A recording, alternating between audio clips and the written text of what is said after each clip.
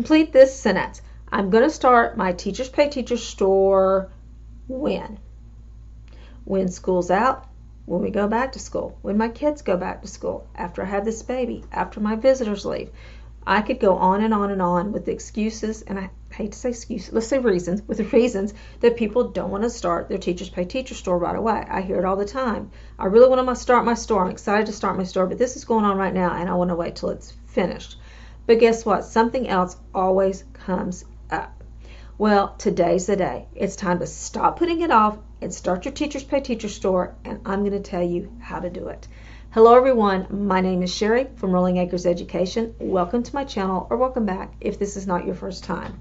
And when we're starting something new and exciting, like a new online business, a new career, a new goal, a new habit, anything that we're starting that we're looking forward to, some kind of project, whatever it is, we get gung-ho and we really want to get in, and a couple of things can happen. Number one, we plan everything out, and we can either get so overwhelmed looking at it, we think, well, I really do want to do this, but I'm going to wait a few days. I'm going to wait and wait and wait, and we keep putting off getting started. Or we get so excited, we jump into it, and for maybe a few days, maybe even a few weeks, we're really rolling and we're doing great, and then we get so burnt out and overwhelmed that we quit. And I did this with schedules. Like when I was raising my children, I raised a very large family, and I always thought we should be on a schedule. And I think schedules are a good thing, but of course they have to be adaptable. But what I would do is I would lay out these elaborate, perfect schedules that we were going to follow during the day, and there was time for everything. And I even homeschooled, and we were just going to, I would just lay out these perfect schedules, and of course the kids didn't care anything about my schedule, and so I would get overwhelmed and quit. I raised my granddaughters for a little while, and I did a little better with them because I've been learning things over the years that I'm going to share here in a little bit. But even when I was just by myself, I still would struggle a little bit with having a schedule. But several years ago, I heard of a lady named called the Fly Lady. My mom had this book somebody had given her, and she gave it to me. The name of it was Sync Reflections, and the Fly Lady's all about baby steps. Conquer one thing and then add on something to it. Okay, hers was having a clean sink, and then just adding different things. And then I read the book Atomic Habits by James Clear, which is a lot like that book in some ways. It's all about making small improvements every day. So that's how I've been trying to approach my life lately. I decided I'm going to not worry about anything but getting up in the morning and making my bed. I'm going to get up when the alarm goes off, no snooze. I turned my snooze off, and I'm going to make my bed. And when I got that done, then I thought, okay, now I'm going to add working out. I wanted to work out 20 to 25 minutes every single day, and so I added that on. And then the next thing I added on was my devotions, my Bible reading and prayer, and then getting dressed, and then getting my water ready for the day. And I just kept conquering one thing and adding another, conquering one thing and adding another. But I also tried to make it easy for me to do. Like when I first started making my bed, I had a fitted sheet and a comforter and 2 pillows on my bed. That was it. It took me like 20 seconds to make my bed. You might want to put your phone across the room, or your alarm, whatever wakes you up, so that you have to actually get out of bed. Because that's the thing. Once you get out of bed, that's the hard part, is getting out of bed. And it's all mental, it's not physical, but I talk about that another time. But anyway, the point is that you want to conquer one thing at a time, and you want to make that thing as easy to conquer as possible. You also want to have it planned. If you're going to work out 20 to 25 minutes every day, don't wait till it's like time to work out and then try to figure out what you're going to do. Okay, I have this lady I like to work out with. She has a series of workouts, and I pick one, and when that one's almost done, I make sure that before I get to the last one, I know what the next one is I'm going to do. Okay, so start with small things, make it easy to do them or hard not to do them, and have a plan for it. Now, what does this have to do with your Teachers Pay Teachers business? Well, we're going to be talking about time. Instead of things that you're going to do, we're going to talk about time. What I want you to do to start your store is I want you to make one small commitment, okay? I'm going to work on my business 5 minutes a day, 5 days a week. Or I'm going to work on my business 1 hour a day, 1 hour once a week, maybe on Saturday, or 15 minutes a day. Just as long as you're consistent. It's not about how long you do it or when you do it. It's something, it's doing it to where you know you can be consistent. Now, here's a little bonus. These are a couple things that also helped me that seem small, but for some reason they're very powerful. And that is using the phrase either not optional or not an option, something like that. Like if you are laying there and you need to get out of bed and you don't want to, and you're thinking, oh, I'm just going to here a few more minutes, shut my eyes, and you're like, no, not optional. Get up. If I didn't want to work out, I would say, oh, I'll work out this afternoon. No, not optional. You're working out now. It's not optional for you to work out. It is a requirement. It's something you're going to do.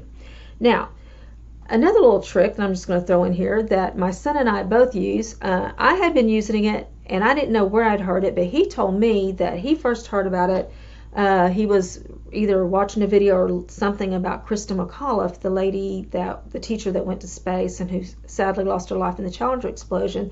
When she was training to be an astronaut, obviously that's hard work, and like she'd need to get up and she wouldn't want to get up, so she would do the countdown. And I think she counted down from 10, but I do from 5. And it's crazy how it works. If I'm sitting on the couch and I don't want to get up, because you know how, especially like when you're teaching, you come and you sit down a while and you need to get up and do stuff, I would say, all right, 5-second rule. I called it the 5-second rule. He's the one that's got me calling it the countdown. 5, 4, 3, 2, 1, get up. And it works. I mean, it really works. It's crazy, but it does. And so little tricks like that, you'd be surprised how they help. So what has this got to do with your Teachers Pay Teacher store? I want you to get a piece of paper.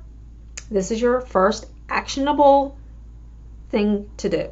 I want you to get a piece of paper and write down, I am going to work on, and I'm just going to give you an example, you fill it in. I'm going to work on my store 15 minutes every day, 5 days a week, from 6:15 till 6:30 in the evening. Of course, you fill all the particulars in.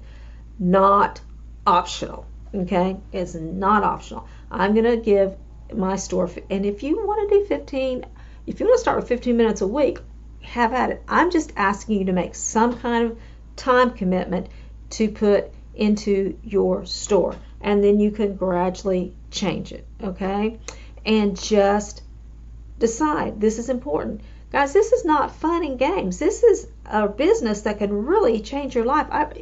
I promise you, it's changed my life, not just the money. It's changed my life in so many ways that I'm not going to go into. I'm actually going to go into it in the next video, so watch that one. But the point is, this is something that can be very important to you, and if it is important to you, you need to make time for it, okay? Have a time, have a place, and have a plan. What are you going to do during that time?